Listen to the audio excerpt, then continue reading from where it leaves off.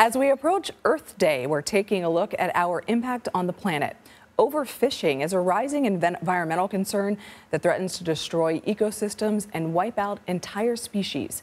Fish is one of the most highly traded food commodities globally. The May issue of Bon Appetit magazine looks at the future of food and asks, can sushi survive? Bon Appetit contributor Aliza Abarbanel spent 3 months learning about the sustainable sushi movement while working on her piece titled Sushi Will Never Be the Same. Aliza, thanks so much for joining us. It's a really interesting topic. You spoke with not only marine biologists, but also sushi chefs. How do their definitions of sustainable sushi differ?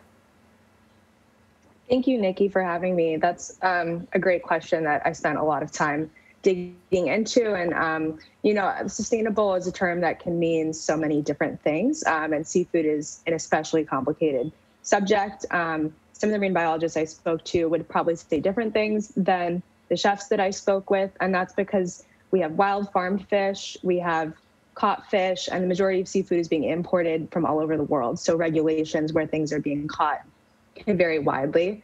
I would say for me, after spending a lot of time interviewing people for this piece, I would say that sustainable sushi specifically is being made from ingredients that don't have undue population pressure and that have been thoughtfully harvested. And ideally, it doesn't have to travel too far to get to our plate.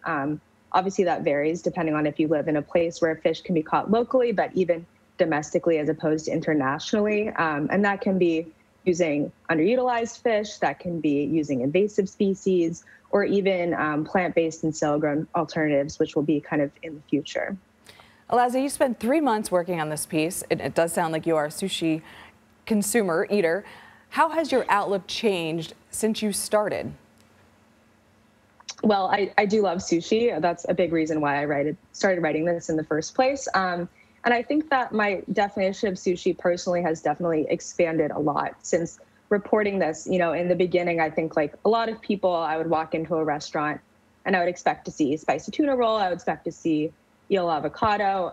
Really in America, we have this association with a couple core fish as being the main sushi fish, but the history of sushi and the reality of sushi as a global cuisine is that there are so many different underutilized species that are really a core part of that. And I think now, if I'm seeking out to eat sushi somewhere, I would love to eat lesser known fish varieties, fish that aren't really being used in that same way, not only for a sustainability perspective, because there's often less pressure on these underutilized fish, but also because it can be really delicious and like a new dining experience. What are some creative ways chefs are making sushi sustainable, and how can those of us that love sushi integrate sustainable sushi into our own diet?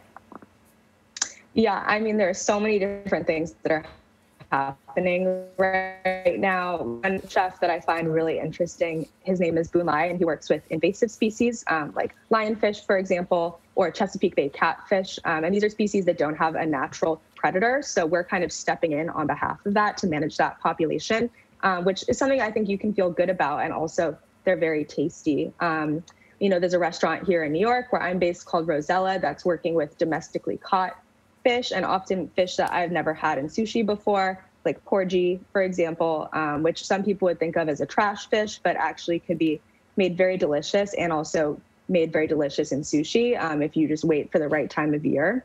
So those are all, I think, some of the surface. And in terms of seeking it out as a diner, I think it's definitely a conversation that people need to have with their local restaurants. Not everybody right now lives by a sushi restaurant that is doing a ton of sustainable work. But I do think you can start to have a conversation and ask, where did this fish come from?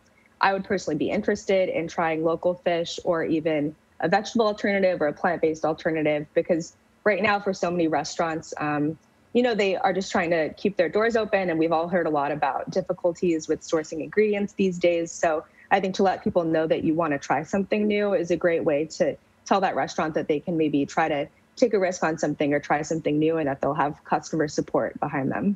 All right, great advice, Aliza. Thanks so much. Thank you.